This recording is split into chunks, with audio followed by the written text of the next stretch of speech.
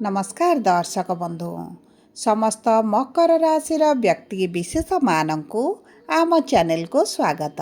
देखंतु एही गुरु पूर्णिमा ठारू पवित्र श्रावण मासर आरंभ होइछि एवं एही पवित्र श्रावण रे महादेवंकर अशेष कृपारू ग्रह गोचर पूरण करिब आपणकर एही 3 गोटी मनस्कामना को जहाँ आपणकर दीर्घ दिनर अभिलाष रहिछि एवं दीर्घ दिनर इच्छा रहिछि किंतु केउ अभिलाष पूरण हेब एवं केउ मानकर माने केउ नक्षत्रर व्यक्ति विशेष मानकु खुशी खबर मिलिब ताहा आसंतु जानिबा। देखंतु मकर राशि 3 गोटी नक्षत्र रहिछि एवं नक्षत्र अनुसारे नक्षत्राधिपति अनुसारे आपनकु भिन्न भिन्न क्षेत्र रे 3 गोटी शुभ फल प्राप्ति हेब। सेतिपाई एही भिडियोटी आपणक पाई बहुत अधिक गुरुत्वपूर्ण रहिछि। आपण धैर्यर सहित देखंतु बुझंतु जानंतु एवं एही श्रावण मासरे केउ 3 गोटी शुभ फल महादेव आपणकु प्रदान करिवे सेही विषय अवगत हुअन्तु। कारण एही श्रावण मासरे ग्रह मानकर गोचरटी शुभ स्थान को शुभ भाव को एवं शुभस्थ गोचर होइथिबारु आपणकर अधिकांश अशुभत्व को दूर करिब शुभ फल को वृद्धि करिब एवं आपणक जीवन रे जो दुर्भाग्य भरी रहिछि आपणकर धनहानि जनहानि मानहानि भली जो स्थिति रहिछि सेही सबु परिस्थिति सेही सबु प्रतिकूल परिस्थिति आपण बाहरिबा पई जाउछंती एवं आपणक जीवन रे किछि एभली परिवर्तन आसीबो जहाँ आपणक भाग्य सहित आपणक जीवन को मध्य परिवर्तन करिबो। एवं देखंतु एही श्रावण मासरे माने एही अगस्त मासरे बुधंकर 3टी राशि को गोचर करिबा आपणक पाई महापरिवर्तनर समय आणुछंती। आपणकर धनर भाव को कर्मर भाव को एवं सुख सुविधार भाव को प्रवेश करी आपणकर सुख वैभव समृद्धि रे वृद्धि करिवे। तेबे विलंबन करी आसंतु जानिबा नक्षत्र अनुଯାयी केउ केउ अभिलाष गुड़िक आपणकर पूरण हेब। किंतु भिडियोटी आरंभ करिबा पूर्वरु जदि आपणकर भी मकर राशि होइथाए एवं आपण भी ईश्वर को आंतरिक भक्ति एवं विश्वास करती तेबे भिडियोटी को लाइक करंतु।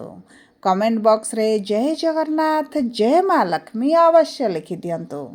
ता सहित आम सह जोगाजोग करिबा पई भिडियोर मध्य भाग रे एक व्हाट्सएप नंबर टी दिया जाइछि जो नंबर साहाय्य आपण आम सह जोगाजोग करी निजर नूतन कुंडली प्रस्तुत करि परिबे कुंडली विश्लेषण कराई परिबे किंबा आपणकर चाकरी विवाह व्यवसाय प्रेम संपर्क शिक्षा स्वास्थ्य संतान को नहीं किछि समस्या रही ताहार सहजरे एवं स्वल्प मूल्य रे समाधान करि परिबे।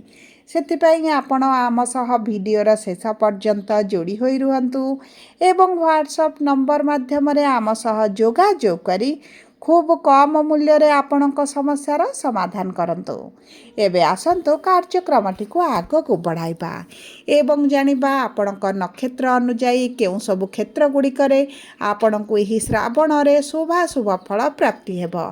देखंतु सर्वप्रथम जानिबा उत्तराषाढ़ मकर राशि 21/10 मकर राशि व्यक्ति विशेष मानकर सूर्य हेउचंती नक्षत्राधिपति विराजमान करिसंती सप्तम भाव रे केंद्रस्थ भाव रे। देखंतु एही समय मध्य आपणकर जो पार्टनरशिप व्यवसाय चली एवं से जो मांदापण आपण देखुचंती लॉस भली देखुचंती एतटा संतुष्टि आपण को मिलुना कौनसी ना कौनसी कारण को नहीं आपण बहुत अधिक चिंतित रहिचंती आपणक व्यापार वाणिज्य को नहीं से सब क्षेत्र में शुभ फल प्राप्ति हेब। कारण गुरु सूर्य एकत्र आपणक सप्तम भाव रे उच्चस्थ स्थिति रे विराजमान करिसंती। एही समय मध्य आपणक पार्टनरशिप व्यवसाय सहित आपणक दैनंदिन रोजगार रे मध्य वृद्धि घटिबो। पूर्वर जो मांदा परिस्थिति थिला रोजगार एतटा भल नथिला आपणक ऋण करज बढ़ी जाइछि किंबा आपणकर लोन चाप अधिक आपणक जीवन रे रहिछि सेही सब क्षेत्र में आपणक शुभ फल प्राप्ति हेब। आपणक रोजगार बढ़िबा सहित आर्थिक स्थिति मजबूत हेब। एवं देखंतु अर्थ को केंद्र करी आपणकर जदि दीर्घ दिन होला किछि कार्यटी अटकी रहिछि कोनोसी कार्य आरंभ करिबा पई चाहुचंती किंतु आपणकर हेई पारु नथिला ସେହି ସବୁ କ୍ଷେତ୍ରରେ ମଧ୍ୟ ଭାଗ୍ୟ ଆପଣଙ୍କର ବଳବାନ ରହିବ।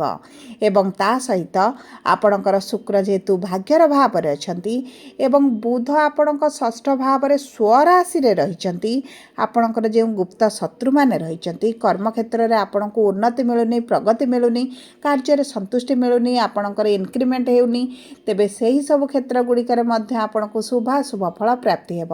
ସବୁଠାରୁ ବଡ଼ କଥା ହେଉଛି, ଖୁସିର କଥା ହେଉଛି, ଯେଉଁ ବ୍ୟକ୍ତିମାନେ ସରକାରୀ ଚାକିରି ପାଇଁ ଚେଷ୍ଟା କରୁଥିଲେ କିମ୍ବା ଆପଣ ପ୍ରାଇଭେଟ୍ ଚାକିରି ପାଇଁ ବାରମ୍ବାର ଚେଷ୍ଟା କରି ଆପ୍ଲାଏ କରି ଏବଂ ନିରାଶତା ଦେଖୁଥିଲେ, ଆପଣମାନଙ୍କ ପାଇଁ ସବୁଠାରୁ ଭଲ ସମୟ ଆସିଛି। ଆପଣଙ୍କ ପ୍ରେମ ସମ୍ପର୍କ ହେଉ, ଆପଣଙ୍କ ଶିକ୍ଷା କ୍ଷେତ୍ର ହେଉ, ସେହି ସବୁ କ୍ଷେତ୍ର ଗୁଡ଼ିକରେ ଆପଣଙ୍କୁ ଶୁଭାଶୁଭ ଫଳ ପ୍ରାପ୍ତି ହେବ। ବିଶେଷ ଭାବରେ ଆପଣଙ୍କ କ୍ୟାରିୟରକୁ ନେଇ ଯଦି କିଛି ସମସ୍ୟା ରହିଥିଲା, ସେହି ସମସ୍ୟା ଗୁଡ଼ିକ ଆପଣଙ୍କର ଦୂର ହୋଇଯିବ ଏବଂ ଆପଣଙ୍କ ବିଦେଶ ଗ୍ରସ୍ତର ବହୁତ ଭଲ ସୁଯୋଗମାନ ମଧ୍ୟ ଆପଣଙ୍କୁ ପ୍ରାପ୍ତ ହେବ। ଏବେ ଆସନ୍ତୁ ଜାଣିବା ଶ୍ରବଣା ମକର ରାଶି 22/10 ମକର ରାଶିର ବ୍ୟକ୍ତି ବିଶେଷମାନଙ୍କର ଚନ୍ଦ୍ରମା ହେଉଛନ୍ତି ନକ୍ଷତ୍ରାଧିପତି। ଦେଖନ୍ତୁ, ଚନ୍ଦ୍ରମା ହେଉଛନ୍ତି ଆପଣଙ୍କର ସପ୍ତମାଧିପତି। ବୈବାହିକ ସମ୍ପର୍କରେ ଯେଉଁ ସମସ୍ୟା ଚାଲିଥିଲା, ବିବାହରେ ଆପଣ ସନ୍ତୁଷ୍ଟ ନଥିଲେ, ବୈବାହିକ ସମ୍ପର୍କରେ ଆପଣଙ୍କର ମନମାଳିନ ମତଭେଦ ରହୁଛି, ପାରିବାରିକ ଦୁଶ୍ଚିନ୍ତା ରହୁଛି, ତେବେ ସେହି ସବୁ କ୍ଷେତ୍ର ଗୁଡ଼ିକରେ ଆପଣ ଶୁଭ ପରିବର୍ତ୍ତନ ଦେଖିବେ। ଦୀର୍ଘ ଦିନର କିଛି ଅଭିଳାଷ ଆପଣଙ୍କର ପୂରଣ ହେବ। ଆପଣଙ୍କର ଯଦି ସନ୍ତାନ ପ୍ରାପ୍ତିରେ ବିଳମ୍ବ ହେଲାଣି, ସନ୍ତାନ ସୁଖରୁ ବଞ୍ଚିତ ରହିଛନ୍ତି, ତେବେ ମଧ୍ୟ ଆପଣଙ୍କୁ ସନ୍ତାନ ସୁଖ ପ୍ରାପ୍ତି ହେବ। କାରଣ ଆପଣଙ୍କ ପଞ୍ଚମାଧିପତି ଶୁକ୍ର ଆପଣଙ୍କ ଭାଗ୍ୟର ଭାବରେ ବିରାଜମାନ କରି ଭାଗ୍ୟକୁ ବଳବାନ କରିବେ ଏବଂ ତା ସହିତ ଆପଣଙ୍କର ଶନି ଯେହେତୁ ତୃତୀୟ ଭାବରେ ଅଛନ୍ତି, ବକ୍ରି ହୋଇ ଦ୍ୱିତୀୟ ଭାବକୁ ପ୍ରଭାବିତ କରୁଛନ୍ତି ଏବଂ ସ୍ୱରାଶିକୁ ପ୍ରଭାବିତ କରୁଛନ୍ତି। ଏହି ସମୟ ମଧ୍ୟରେ ଆପଣ ଚାଲାକ, ଚତୁର, ବୁଦ୍ଧିମାନ ହୋଇଯିବେ।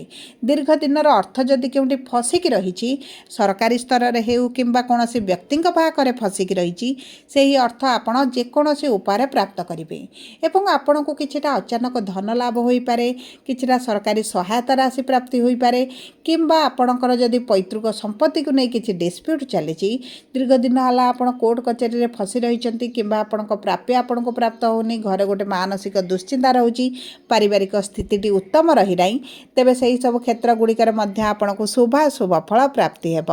ଏବଂ ଯଦି ଆପଣ ଜମି, ଭୂମି, ଯାନ, ବାହନ କିଛିଟା କ୍ରୟ କରିବା ପାଇଁ ଚାହୁଁଥିଲେ, ତେବେ ମଧ୍ୟ ଭାଗ୍ୟ ବଳବାନ ରହିବ।